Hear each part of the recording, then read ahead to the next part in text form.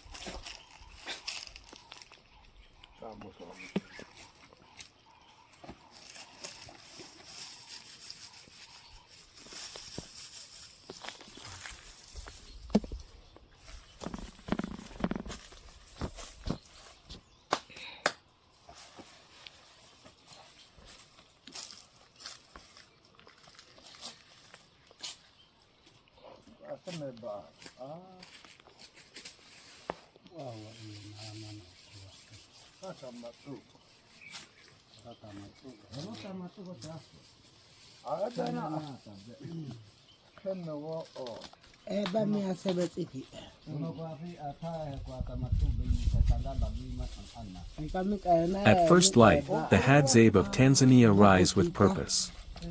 Their morning ritual isn't about brewing coffee, it's about following the call of the greater honey guide, a wild bird that leads them to hidden treasure, wild honey. The Hadzabe whistle and chirp, mimicking the bird's calls, forming a rare partnership between species. When the honey guide responds, the chase begins. The men move fast and barefoot through thorny scrub, carrying handmade bows, fire sticks, and small axes. Once the hive is spotted, often high in a tree, they ignite a bundle of dry leaves and dung to produce smoke. This smoke calms the bees, allowing one of the hunters to climb the tree with no protection. Using a small axe or stick, he cracks open the hive and pulls out golden honeycomb, larvae and all. The reward is immediate. The honey is eaten fresh, shared by all, sweet and warm from the hive. This method is not only efficient, it's ancient, passed from generation to generation through observation and ritual. For the Hadzabe, breakfast isn't just a meal. It's survival, cooperation with nature, and a living example of human-animal symbiosis.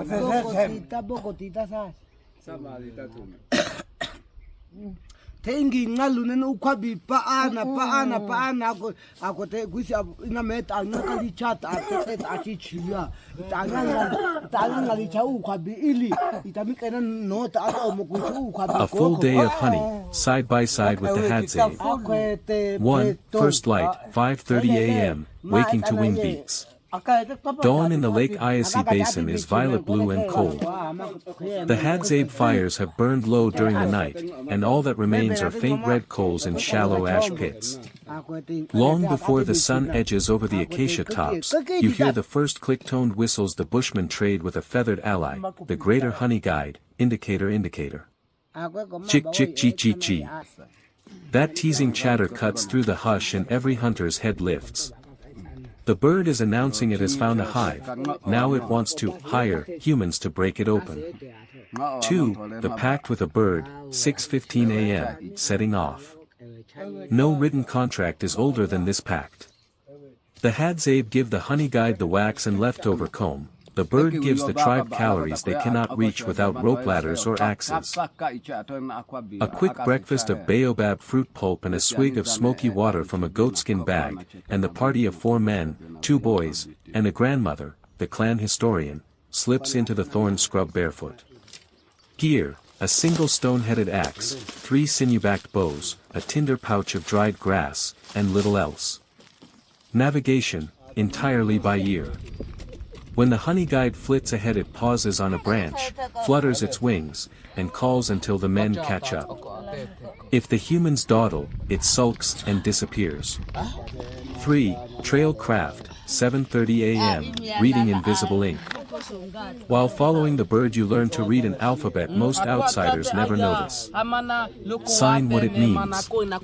A fresh scratch spiraling a baobab trunk. Honey badger tried that hive last night, bees still angry.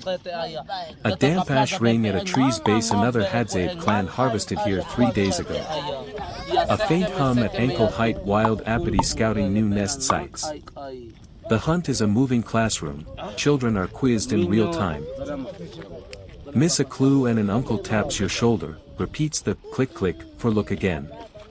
4. First harvest, 9:45 a.m., bees, smoke and stings.